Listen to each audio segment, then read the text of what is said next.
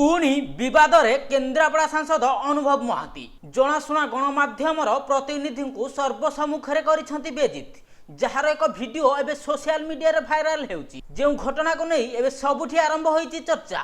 जदिओ सांसद एवं गणमाध्यम मालिकों मध्य किसी व्यक्तिगत हेउ बा राजनैतिक शत्रुता अच्छी तेबे से अलग कथा, किंतु सर्वसम्मुखें सांबादिकों इज्जतर ध्वजा उड़ाइबा केते दूर यथायथ। सूचना थाउ कि गतकाली केन्द्रापड़ा जिले में एक कार्यक्रम में जोग देवाक जाइथिले सांसद।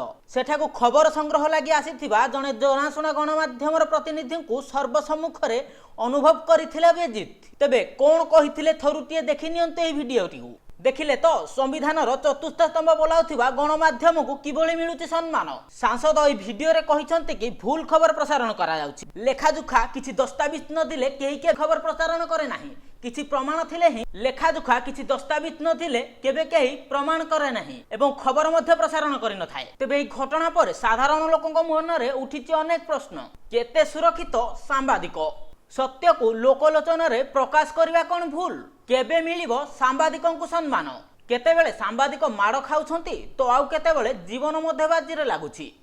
किंतु सांबादिक समाज को एभली असम्मान करबा अति निंदनीय, जहाको नै बुद्धिजीवी महल रे निंदा मध्य करा जायछि। Bureau report, news 7 Odisha.